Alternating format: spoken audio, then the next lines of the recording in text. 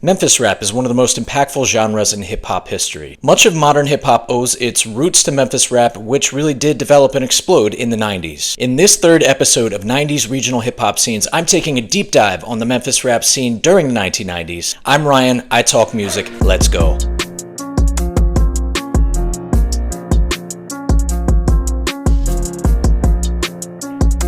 The musical history of Memphis, Tennessee is so broad and influential, and many different styles and artists can be traced back to the city. It's best known for its early blues and rock and roll scenes, and there have been a ton of big names that have come out of Memphis or were based in Memphis during the middle of the 20th century. Names like Otis Redding, B.B. King, Aretha Franklin, Johnny Cash, Isaac Hayes, and Elvis Presley started their careers in Memphis. And of course, its famous Beale Street is one of the most storied locations in American music history. I've been noticing a trend. A lot of these American cities with mid-20th century scenes that were very robust, whether it be blues, whether it be rock or soul, seem to have gone on to have a major resurgence in hip-hop in the 90s. New York will always be a prime example because of its size and influence, but as I talked about in the second episode of this video series, Philadelphia was a very important jazz and soul epicenter and pumped out an incredible hip-hop scene in the 90s. And Memphis, Tennessee seems to illustrate this trend even more. The scope of Memphis hip-hop in the 90s, when I say it's broad, that's an understatement.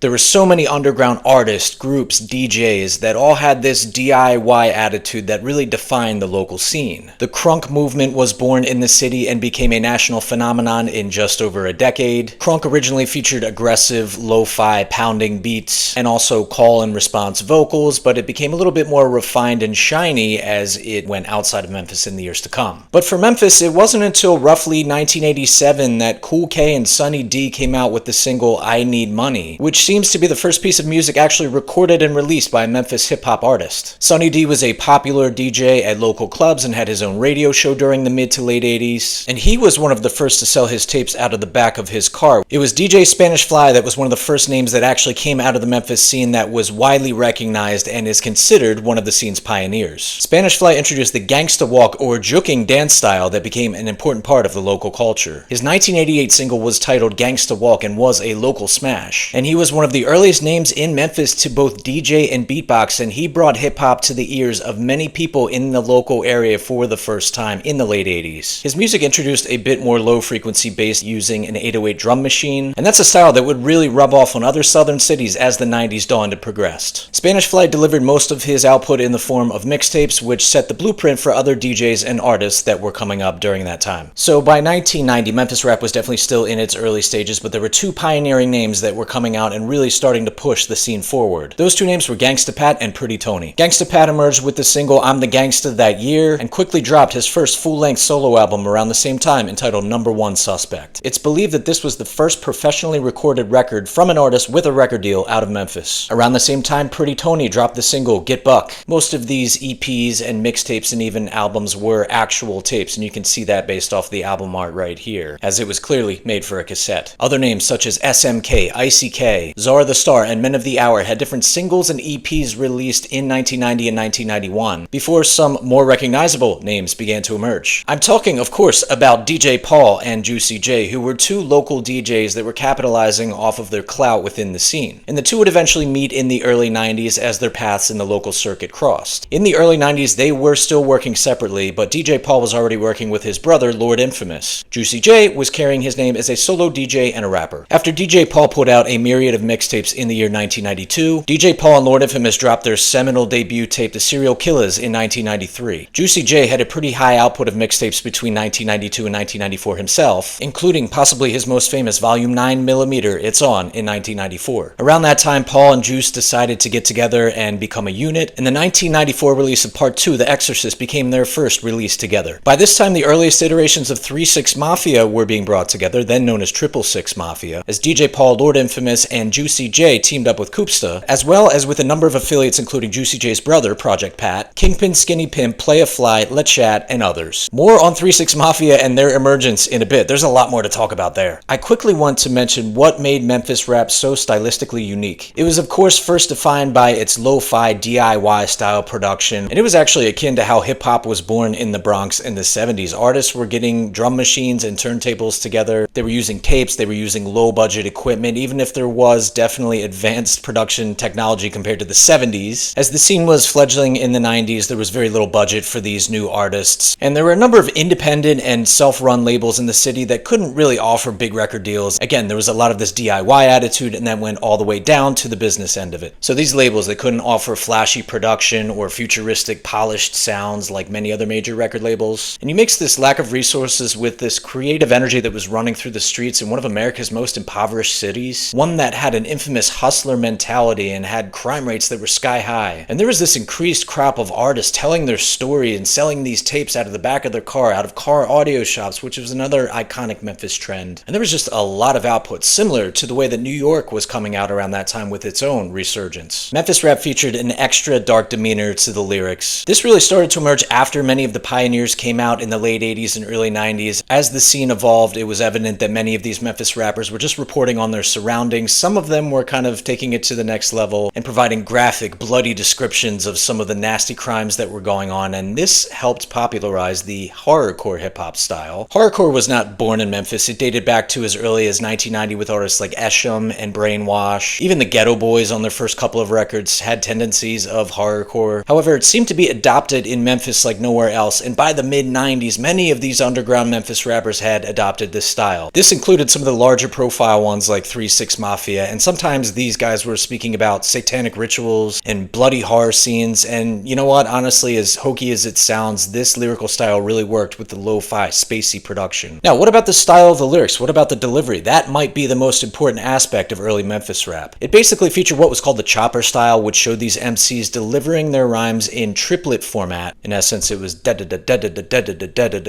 over a normally timed beat. And this was a pretty unique aspect to Memphis rap. It made its way across the South and the Midwest during the 90s, and it would juxtapose a lot of the more linear rhyme structures that existed on both the East and West Coasts at the time. This chopper style was not specific to Memphis. There were a number of Chicago rappers that employed this style, such as Twista and Crucial Conflict, and also Cleveland's Bone Thugs and Harmony employed this style too, and this led to a conflict between Bone Thugs and 3-6 Mafia in the mid-90s as the two kind of tried to argue as to who originated the style. But there were still big artists emerging in 1992, 1993, before the mid-90s really took flight. Names like DJ Squeaky and DJ Zerk began to carve a name for themselves with these underground tapes that were being sold out of cars that were being self-produced. They really didn't seem to be too popular outside of the city of Memphis, but as the years went by, these tapes became a little bit more popular and there was a cult following that started taking place. More on that in a bit. In the case of DJ Zerk, he actually had a pretty impressive discography with albums like Nothing But Killers, Looking for the Chewin', and Underworld, as well as the 1993 EP Too Thick. Other names such as DJ Sound and the Fraser Clique, named after DJ Sound's home neighborhood of Fraser, North Memphis, continued to show this explosion of artistic trend in the city of Memphis. DJ Sound also achieved a lot of local popularity, but has gone way beyond that in recent years. He re-released two of his tapes from the 90s in 2007, Volume 9 Negative Thoughts and Volume 11 Broken Halo, both of which were made in about 1994 and really have achieved that cult following. Player One and Bloody Bones released their collaboration tape Crime Rate Sky High sometime in 1994. Before that album also got a mid-2000s re-release. The Gimme Some family, which was a large collective featuring names like Kingpin Skinny Pimp, Carmike, and 211, released a number of tapes and EPs between 1993 and 1996 that put them on the map. This quickly raised Kingpin Skinny Pimp's profile, which led to a long-standing collaboration with 3-6 Mafia. Forming around 1991 and dropping a couple of singles before releasing their debut album in 1993, 8Ball and MJG are one of the most recognizable names out of Memphis. They quickly achieved a following not just in Memphis but in the South in general after their debut coming out hard, and they would release 3 more quality, big budget, big label albums throughout the 90s. And unlike a lot of other Memphis artists, they didn't really feature this dusty lo-fi production, and their staying power lasted deep into the 2000s. Many Memphis rap artists faded into obscurity after the 90s. Their sound was more traditional Southern hip-hop. It had elements of G-Funk. Still, they remain one of the most storied names out of Memphis, even if they didn't quite have to go through that underground struggle the same way that most artists out of Memphis did, and that includes big names like 3-6 Mafia. We couldn't do Memphis rap justice without speaking about one of its most legendary and accomplished figures, and that's Tommy Wright III. Wright was a businessman. He was an entrepreneur. He was self-made. He was the embodiment of DIY. He released 5 of the most storied Memphis rap albums between 1994 and 1998 and has one of the most impressive discographies of any artist out of Memphis. Again, Wright's profile has been boosted via the internet in about the past 10 or 15 years, as there was a Memphis rap resurgence in the 2010s, which I'll talk about in a bit, and a lot of his music was used. It was sampled within this resurgence. Tommy Wright has to be one one of the most successful names in Memphis, one of the most dominant names in 90s Memphis rap that did not see that mainstream glory. For me, he's just a notch below 3 6 Mafia and 8-Ball and MJG when it comes to overall influence. He put out incredible albums with groups that he curated, such as NOD and 10 Wanted Men, and his discography, it's beyond consistent, it's beyond impressive for a Memphis rap artist. Through the second half of the 90s, there was another crop of artists that utilized this DIY lo-fi style. The group V.O.S. released the cult favorite tape Come Into My World in 1997. Solo artist Blackout released his 1995 album Dream World, and both of these albums yet again exploded in popularity years later. The Graveyard Productions Collective released their tape The Havoc in 1995, and there were just a ton of other albums. There's so many to mention, but I'm just going to run off a few here. MC Money and Gangsta Gold's The Hard on Frazier, Shorty Pimp's Still Comin' Real, Criminal Mafia's The Crucifixion, Low Key's Test My Nuts, Lil E's Player for Life, Lil Noid's Paranoid Funk, Ski Mask Trooper's self-titled tape. All these seminal 90s tapes that did not make too much noise out of the local scene, but have grown in cult following in recent years. There were other names like Criminal Maine, the Manson family, who came from West Memphis, Arkansas, right across the Mississippi River. They came together in the mid-90s. They pumped out their debut in 1997, Gram After Gram. The group would actually flourish as the 2000s began. Al Capone is another name that's lesser known, but still has that cult status. He released 3 albums in the mid-90s, peaking with 1995's The Resurrection. The more popular acts, and I use that term popular very, very loosely, gained a serious head of steam in the mid-90s. We already talked about Tommy Wright's run between 1994 and 1998. Gangsta Pat put out Deadly Verses in 1995. It's one of the more celebrated Memphis rap albums of the 90s. It features a heavy side of G-Funk. That G-Funk twist was present on 8-Ball and MJG's next 2 albums. 1994's On the Outside Looking In and 1995's On Top of the World. The duo would put a cherry on top of their great 90s run in 1999 with In Our Lifetime. There are countless other names that were born in the Memphis scene and never really made it out of it. I could go on for another hour naming artists, albums, EPs, tapes, whatever, singles, as there was just so much output in Memphis in the 90s. It's insane. But I don't think it's any secret that 3 6 Mafia was the most influential and wide-reaching act to come out of the 90s Memphis rap scene. They had major international success in the 2000s, but let's talk about 3 6 Mafia's run in the second half of the 90s. The group officially came together in 1994 for the Smoked Out, Loked Out mixtape, which was released under the name 666 Mafia. It featured most of the core members and a lot of the close affiliates, as I mentioned before. There were a lot of cutting room floor tracks, a lot of unreleased tracks that made it onto a now legendary compilation, 1999's Underground Volume 1. Juicy J's brother, Project Pat, came out with his unofficial debut entitled Solo Tape. This would also go on to get a remaster and re-release years later as the excellent Murderers and Robbers in the year 2000. In the mid-90s, 3 6 Mafia formed their own label. Prophet Entertainment became synonymous with the group's name, which was officially changed to 3 6 Mafia by 1995. By this time, they had added 2 more core members, Gangsta Boo and Crunchy Black. They quickly released Mystic Styles, which was leaps and bounds ahead of anything they had done before. It was much better produced, it sounded more modern, it actually sounded more modern than anything else coming out of Memphis save for 8-Ball and MJG, but it still kind of had this lo-fi, spacey, dark appeal. But this was really the moment that 3 6 Mafia really started separating themselves from the rest of the scene. No longer were 3 6 Mafia selling tapes out of their cars or from car audio shops by this time, as their influence quickly permeated beyond Memphis with Mystic Styles. The album was driven by the singles The Summer and Tear the Club Up. There was still this smoky, atmospheric, spacey, horrorcore-leaning vibe, though things definitely sounded less lo-fi and a bit more polished, though there was still some progress to be made. The diversity of the rappers' voices and deliveries really made them stand out, really made 3 6 Mafia unique. You had Koopsta's sing-song, almost indecipherable melodic flow, Lord Infamous with his relentless triplets that really helped define that chopper style, Juicy J's pure aggression, DJ Paul's menacing drawl, Gangsta Boo's calculated but tentative flow, and Crunchy Black's, well, Crunchy Black really just wasn't a very good rapper, let's be honest. The album caught the attention of the aforementioned Bone Thugs and Harmony, who were enjoying a breakout of their own in 1995 with their album E1999 Eternal, which featured the smash hit single The Crossroads. I guess all that international fame that they achieved off The Crossroads really wasn't enough for them, as they came at 3 6 Mafia and dissed them for using the chopper style, which they thought they had originated. 3 6 Mafia responded with the scathing Live By Your Rep EP at the end of 1995, which featured much of the same stylistic themes as Mystic Styles. So they established themselves on Mystic Styles, and from there things really took off for the collective as the second half of the 90s got underway. They came out with an even better produced album in 1996 with Chapter 1, The End. The album's title suggested that at first they didn't really acknowledge Mystic Styles as their debut. The album doubled down on what we heard on Mystic Styles, but clearly had a bigger production budget, as this thing sounded flashy as hell. Lord Infamous and Gangsta Boo really found their footing as rappers on this album, and it showed early appearances from Project Pat and Gangsta Black, as well as the the emerging loose collectives surrounding 3 6 Mafia, now called the Prophet Posse. DJ Paul and Juicy J also set out on a mission to bring up other Memphis rappers around this time, producing solo albums for Kingpin Skinny Pimp and Gangsta Pat, which came out in 1996. They put together a third solo album in 1997 entitled Chapter 2 World Domination. This record was driven by the mainstream success of the hit single Tear the Club Up 97, and it was here that 3 6 Mafia finally saw national success. By the late 90s, their empire just continued to grow and expand. The Prophet Posse released their debut album in 1998, Body Parts, showcasing a lot of these rappers that DJ Paul and Juicy J had in the pipeline. Solo albums went out for Gangsta Boo and Koopsta before the end of the 90s, and Project Pat's official debut, the excellent Getty Green, came out in 1999. In addition to that, DJ Paul, Lord Infamous, and Juicy J formed a side project called Tear the Club Up Thugs, and their debut album came out in 1999 as well. My head is spinning, man. That's a lot. There's a lot that 3 6 Mafia did in the second half of the 90s, and they really established themselves as the dominant act in Memphis. This seems to be an appropriate place to end this deep dive. What started as a DIY lo-fi scene where pretty much anybody with a sampler and turntables could make a tape and make a name for themselves if it was good enough, the Memphis rap scene pretty much became synonymous with 3 6 Mafia by the end of the decade. And yeah, there were a lot of artists that released a lot of different tapes that really never made it out of Memphis. However, in the next 10 to 15 years, all of a sudden, with the widespread emergence of the internet, these tapes were ripped online in some way, shape, or form, and they were available for the masses. This started to manifest itself in hip-hop music by the early 2010s with acts like Miami's Raider Clan and New York's ASAP Mob. They started to incorporate samples of this lo-fi, spooky, atmospheric 90s Memphis scene into their beats. And some of them also began rapping in the chopper style that was so popular as the Memphis scene came of age in the early to mid-90s. The triplet chopper flows made it into mainstream hip-hop by the early to mid-2010s with names like Future and the much more talented and calculated Denzel Curry utilizing the styles. This brought these style to a whole new audience, albeit in a much different and more polished form. There were also SoundCloud artists that became very popular in the first half of the 2010s, utilizing a lot of Memphis Rap and 3 6 Mafia's samples, including Lil Ugly Man and Suicide Boys. Lil Ugly Man was actually a massive critical underground success, but Suicide Boys took it to a whole nother level. They based much of their earlier mixtape-oriented work around early Memphis rap, really the period between about 1990 and 1996. They would sometimes verbatim take 3 6 Mafia beats from Mystic Styles and make them into their own songs. This actually earned the Suicide Boys the attention of Juicy J, and there was an eventual collaboration between the two at the end of the 2010s. On the other hand, this also pissed off a lot of the other members, and there were lawsuits that flew around as well. So for better or for worse, with that impact on mainstream rap in the 2010s, Memphis rap is one of the most influential local scenes in the 90s.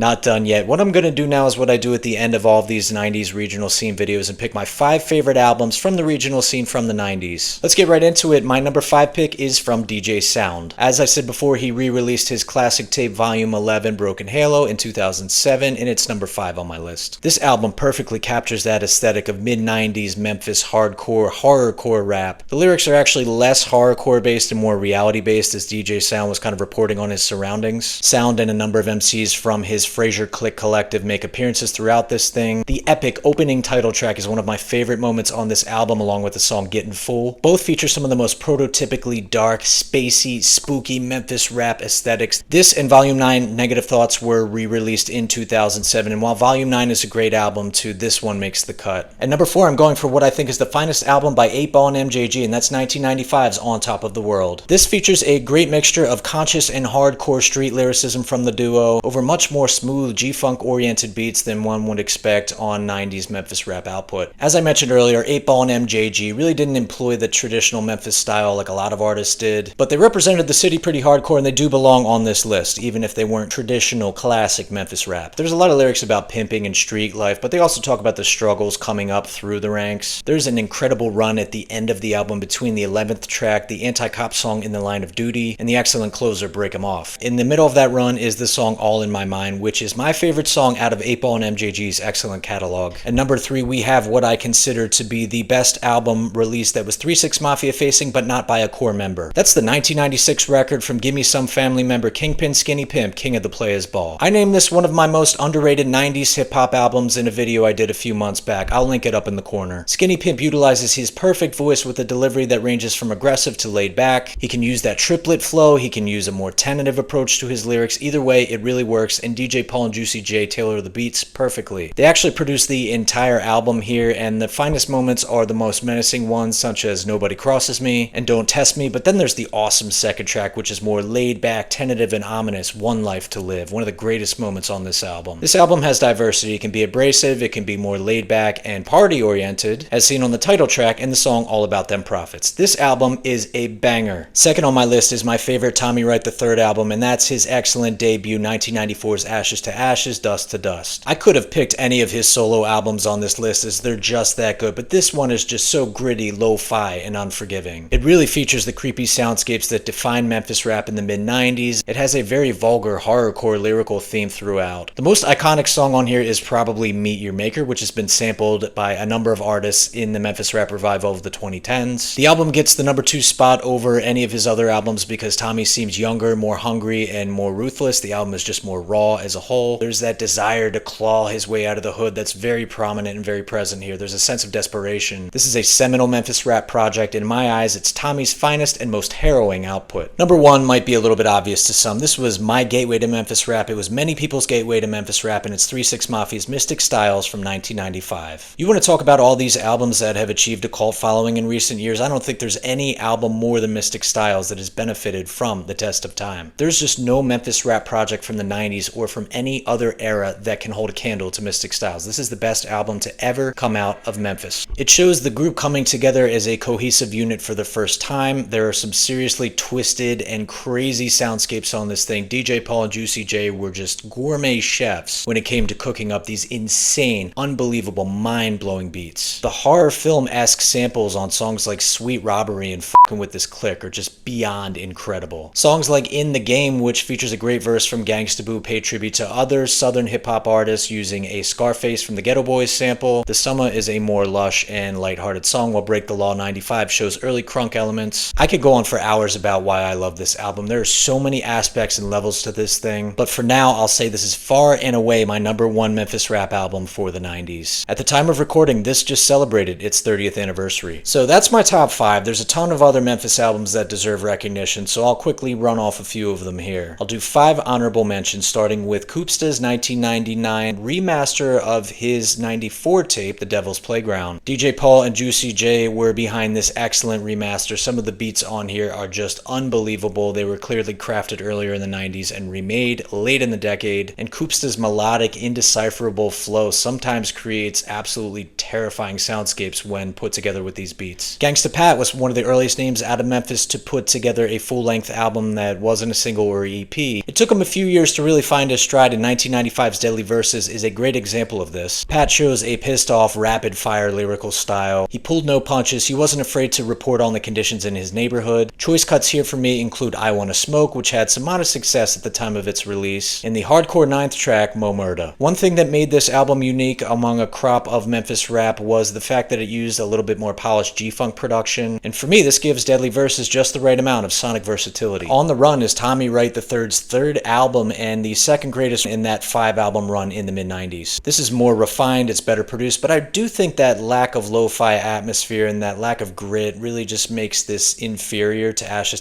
Dust to Dust. Still, bangers like Getting Crunk, the Bone Thugs and Harmony diss, Thuggish Ruggish Bustas, as well as The Last Alternative, which feature Prophet Posse member LeChat, make this album great. Project Pat's official debut 1999's Getty Green comes in at number 2. It features more great production from DJ Paul and Juicy J, and the beat on the song Out There is just unbelievable, one of my favorites that they've ever done. Pat's syncopated, unorthodox rhyme scheme over the soulfully produced You Know the Biz is also a vibe. Lots of great guest appearances, as 3 6 Mafia was in the process of blowing up here, so they had industry attention. You had names like Noriega, you had names like the Cash Money Millionaires from New Orleans, and even Crazy Bone from Bone Thugs and Harmony shows up here just a couple years after 3 6 Mafia and Bone Thugs squashed their beef. My final honorable mention spot, it just has to go to another 3 6 Mafia album from the 90s. I had 2 choices, and while Chapter 2 World Domination is probably their most celebrated record, it really blew the group up. It's very influential. It really developed what crunk became. For me, I prefer their 2nd album, Chapter 1, The End, from 1996. This is way less lo-fi than its predecessor, Mystic Styles, but it still features those smoky, atmospheric, spacey, hardcore beats. There are, again, these great, diverse lyrical styles from everybody involved, and the roster only continued to to expand on this record. Last Man Standing, Body Parts, which featured the Prophet Posse, and the Project Pat feature on Where the Killers Hang are my favorite moments here. But there are also deeper, more emotional songs like End Too Deep and the Hood Love Anthem, Late Night Tip. What are your favorite Memphis rap albums from the 90s? Are there any artists or albums that I might have forgotten to cover if you were to do a deep dive on 90s Memphis rap? Let me know in the comments, and if you liked what you saw today, please make sure to like and subscribe to the channel. Memphis rap is one of my all-time favorite 90s hip-hop scenes, and you know how much I love 90s hip-hop. It was absolutely awesome to do a deep dive on it today. Let me know in the comments which regional scene from the 90s would you like me to do next. Still lots more to choose from, more to come in the near future. Thanks as always for tuning in.